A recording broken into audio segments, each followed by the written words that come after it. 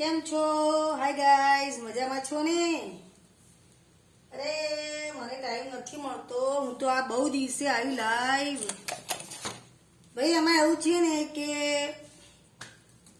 મારે નવા ફ્લેટે કામ ચાલે છે ને, તો મારે ત્યાં વધારે જવું પડે છે ને, તો નથી આવવાતું.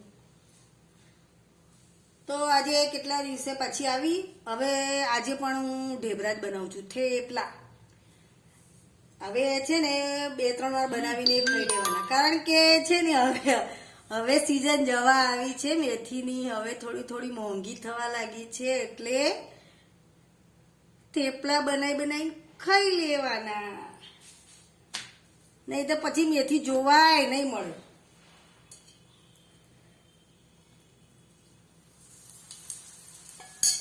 બરાબર ને? સાચી વાત ને? પછી મેથી શોધવા જઈએ ને તો પણ ના મળે, વાળા ને કુંડામાં વાવી પડે.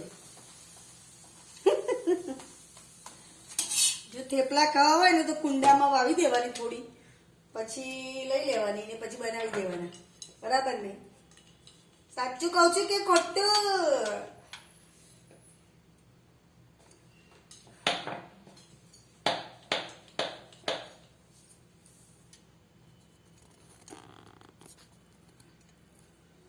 તમારે તો જમવાનું એ પતી ગયું હશે ને, સુવાનો ટાઈમ થઈ ગયો હશે ને. આજે તો મારા મોડું થઈ ગયું બહુ.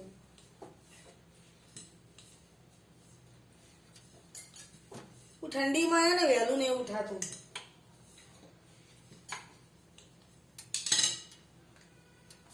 વહેલું ઉઠાય તો ખરું, પણ મને કેવું ખબર છે, વહેલા ઉઠું પણ મને ઠંડીમાં જરા નાહવાનું બહુ તકલીફ પડે, એટલે હું નવ તો મોડા જ. બોલો, છે કોઈ મારે જેવું કે જે ઠંડીમાં આમ નાહવું ના ગમતું હોય? થોડું આમ 11-1 વાગે ને એટલે નાહવા જવાનું મન થાય. હશે કેટલાય મારા જેવા, નહીં?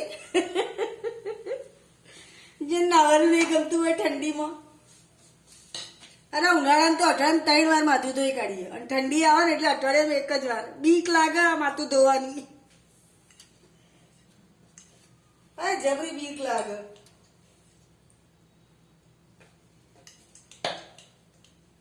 એક તો ઉકાય ના માથું ને, પાછું શરદી થઈ જાય ને, બપોરે તો ભીનું લઈને ઊંઘવું પડે ને, ઓશિકા ઉપર નેપકિન મૂકવા પડે ને.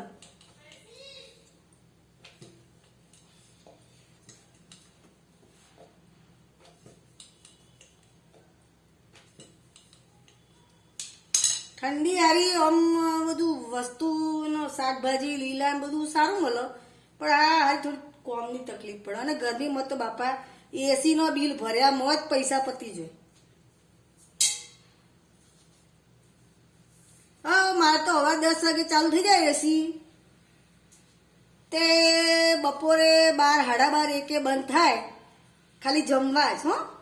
અને વળી પાછું ચાલુ થાય ને 1-1:30 વાગે, તે 6 વાગજો વહેલા. પછી પાછું 6 વાગે કદાચ બંધ રહે ને, તો 8:30 કે 9 વાગે જમી રહીએ ને, પાછા રૂમમાં. બાપરે, હું કહું બાપરે, અમુક વાર તો 20,000 બિલ આવી જાય છે. બાપરે, કાઠું પડી જાય. બોલો.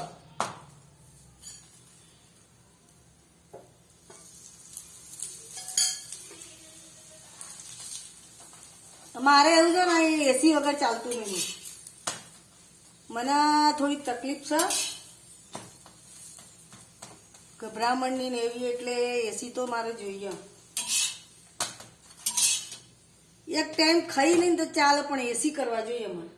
બોલો, સર કોઈ મારે જેવું આવું ટેવ વાળું?